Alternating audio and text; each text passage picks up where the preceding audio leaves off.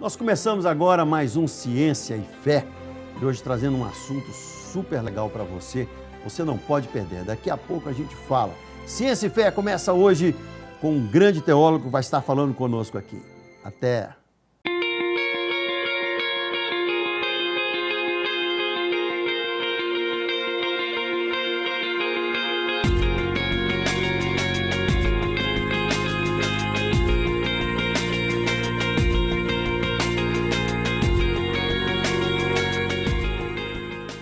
Nós trazemos no Ciência e Fé agora um grande amigo, João Canuto. Ele é professor do Seminário Koinonia. Ele é formado também em Teologia e em Gestão de Pessoas, coach e pós-graduando em Psicologia Positiva. O Ciência e Fé só traz fera aqui para você, pessoas que realmente estudam e conhecem com profundidade a Bíblia, a ciência e todo o contexto. Professor João Canuto, tudo bem? Tudo jóia, graças a Deus. Pastor Silvério, é um prazer estar aqui com você, com a equipe do Ciência e Fé, discutindo um pouco sobre a palavra de Deus, sobre a ciência e a grande revolução que o cristianismo trouxe para a história. O nosso assunto hoje aqui é a grande revolução da história. E nós temos que começar a falar da grande revolução da história, falar do cara que, foi a mente, que foi a introdução desta revelação, que é a pessoa de Cristo. Mas antes disso, você também é líder de adolescentes. Sim, trabalho com juniores e adolescentes, já estou nesse ministério fazem 10 anos. E você gosta? Eu amo trabalhar com adolescentes porque eles, aliás, são pessoas que trazem bastante esse tipo de discussão para a igreja, né? A questão do diálogo entre ciência e fé. Legal. Então é um muitos ramo deles me perguntam, onde eles estão formando agora as suas opiniões, as suas crenças, os seus valores, e é muito legal estar trabalhando isso com eles. Que legal. Mas a grande revolução da história de Jesus, ele traz dentro dele, assim, ele quebra os paradigmas, né? Ele arrebenta com tudo. Tudo que era normal, tudo que era natural, tudo que era escondido, tudo que era mocosado, tudo que estava debaixo do farisaísmo, da estrutura humana, da estrutura não convencional e, ao mesmo tempo, hipócrita. Ele vem e ele arranca tudo aquilo ali, né? Parece que ele vai com a mão na raiz da problemática humana. Você enxerga Jesus assim também? Sim, porque Jesus é um homem que realmente ele divide a história ao meio e ele traz princípios muito sólidos para a humanidade. As grandes estruturas da sociedade são fundamentadas, né, em Cristo e em seus princípios.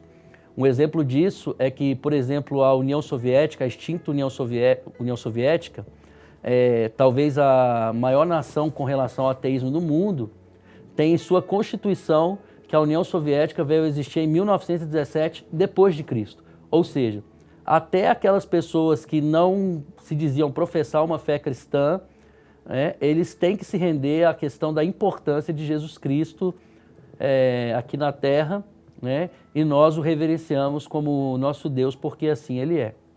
Isso. E ele traz um choque entre a lei mosaica e a graça, né? Eles não estavam esperando isso. Eles esperavam um Messias mais político.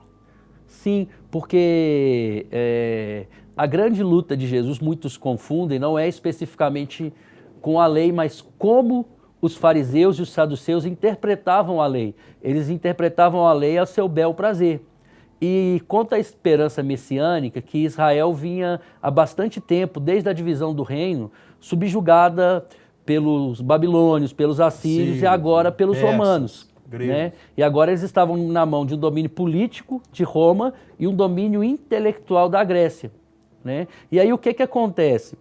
Por estar nesse contexto, desde a época quando teve a Revolução dos Macabeus e vários outros tipos de supostos messias, o povo de Israel esperava alguém que vinha trazer uma libertação política, até mesmo a mão armada, com espadas, alguém que retornaria o trono de Israel para a mão dos israelitas. E Jesus, ele vem e ele traz uma interpretação do amor e da graça de Deus pela humanidade e de uma mudança que nasce de dentro para fora. como o profeta Ezequiel disse, uma aliança firmada no coração, né? Deus tiraria o coração de pedra e colocaria um coração de carne. E Jesus vem ser o marco dessa nova aliança. Joel, né, Ezequiel, vários profetas, eles falam nitidamente sobre isso. Eu transformarei o coração de vocês, eu farei com que o menor possa entender, né? Joel fala, vossos jovens terão visões, vossos velhos sonharão. Quer dizer, o cristianismo, Jesus, ele vem no afã do auge do Império Romano, né? Nós estávamos ali começando a fase imperial, né? Tinha saído da fase Sim. republicana, mais ou menos, não é bem no começo, mas é quase no começo. Se tratando de história, 60, 70 anos são coisas pequenas, né? Sim. Mas ele, naquele auge do Império Romano, ele quebra toda aquela expectativa revolucionária de um Cristo político. Sim. Não é verdade? Sim, ele vem trazer a questão, o Sermão da Montanha traz essa grande revolução, porque ali é o marco inicial, são os primeiros ensinamentos de Jesus, ali ele resume o seu ministério, né, e a sua obra, e ele traz verdadeiramente princípios de um reino aplicado ao coração do homem. A mudança verdadeira começava de dentro para fora. Jesus convidou o ser humano a olhar para dentro, enquanto todas as expectativas estavam fora. Uma revolução política, talvez uma riqueza externa. Jesus veio, por exemplo, e traz um grande versículo que ele diz, aonde está o seu tesouro, ali está o seu coração. Ou seja, ele traz essa questão da revolução de um patrimônio interno, que é a graça de Deus abundante, presente, e o amor ágape, né? O amor sacrificial dele presente, impactando vidas.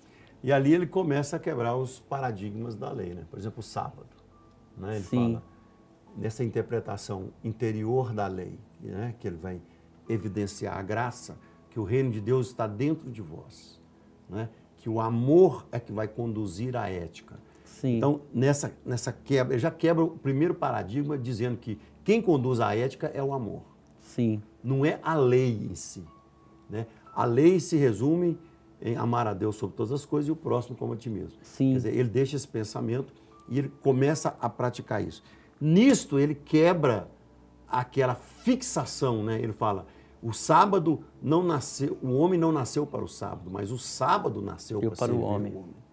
Porque no sábado era praticamente uma lei, supostamente a pessoa era apedrejada se trabalhasse no sábado. Sim, ela passa a ser Os fariseus colocavam a lei, na verdade, como um peso, como uma carga que, na verdade, não trazia vida. E o princípio da lei, desde que Moisés apresenta a lei, desde que Deus traz a questão da lei, é para organizar o povo, para trazer uma qualidade de vida, para trazer uma vida realmente para a pessoa. E os fariseus colocavam um peso muito grande. E Jesus, ele vem mostrar, olha, uma lei que mata não é a minha lei. A minha lei, ela veio para trazer vida, ela veio para aproximar as pessoas e principalmente é uma lei que é baseada no amor antes não visto, né? Porque antes as pessoas morriam pelos seus erros, eram apedrejadas, como você mesmo disse, e quando aquela mulher é levada até Jesus para ser apedrejada, Jesus ele fala, olha, aquele que não tem pecado, atira a primeira pedra. Jesus assume a culpa daquela mulher, como assumiu a minha, a sua, como assumiu a dos nossos telespectadores. Ele se coloca no lugar do outro, né? Ele entrega a sua vida. E quando ele fala para o sábado, ele pergunta, não é lícito curar no sábado? Então eu vou deixar essa pessoa morrer. Colher espigas no sábado. Eu vou deixar essa pessoa morrer, ter fome no sábado? Não. O sábado não é um momento de descanso na presença do Senhor, mas não é um momento de improdutividade, né? Não é um momento que você tem que abandonar a sua missão e largar tudo. Não, é um momento que você tem que servir ao Senhor, e servir ao Senhor é amar a Ele sobre todas as coisas, mas amar ao próximo. E amar ao próximo é servir, inclusive no sábado. Interessante que ele já aponta o sábado também, não como um dia, mas como um descanso sabático eterno, né? Uhum. Na verdade, nós só teremos o sábado no céu. Nós teremos o descanso eterno de estar com Deus, né? Hebreus 4 fala também, que há ainda um descanso sabático, há um descanso. Deus descansou de todas as suas obras. Quer dizer, nós realmente descansaremos quando estivermos na glória. E a palavra descanso não é parar, acomodar. O significado de descanso desde o início é de contemplação, de desfrutar da presença de Deus, de desfrutar da glória de Deus, de desfrutar de tudo aquilo que o Senhor proporciona ali como algo vindo dele para as nossas vidas. Então, o descansar não é simplesmente ficar quieto, mas é como o salmista fazia, na sua lei medito de dia e de noite, ou seja, eu contemplo os céus, eu contemplo a terra, eu contemplo os lírios do campo. O descansar é essa contemplação, essa reverência à adoração ao nosso Deus também. Ele joga muito, ele faz questão de colher espigas, de curar no sábado, e ele mostra, assim, estou falando mais sobre o sábado, porque é o primeiro paradigma que ele quebra, né? E foi uma das causas da acusação que eles fizeram para crucificá-lo, né? Não, ele não guarda o sábado. Esse tema do sábado vem, nos 3 anos e meio do seu discurso, o tema do sábado sempre vem à tona ali, dizendo ele não guarda o sábado, ele não guarda o sábado. Então, quer dizer, ele vem mostrar que todos os dias são sábado, né? Segunda é sábado, terça é sábado, quarta é sábado, que a lei está, o descanso está na graça. E o interessante disso tudo é que desde o Antigo Testamento, o principal não é guardar o sábado, mas guardar o coração. O homem guardar o coração da tua palavra, de tudo que guardares, guarda o teu coração, pois dele procede a saída da vida. Como poderá o jovem guardar puro o teu coração, andar conforme a tua palavra? Ou seja, desde antigamente já se vem falando de se guardar internamente, de preservar o coração, de preservar a intimidade com Deus.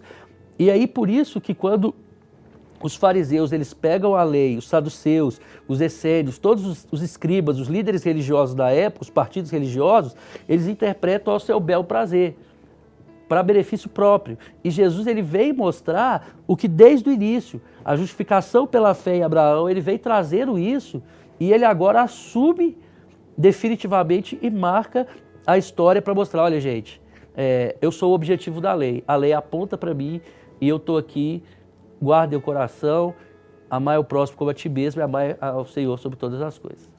Amém. A gente vai terminar o primeiro bloco e vamos falar muito mais de Jesus ainda, sobre os paradigmas que ele quebrou, sobre paradigmas são verdades construídas e que se tornam verdades absolutas ou relativas, mas são paradigmas.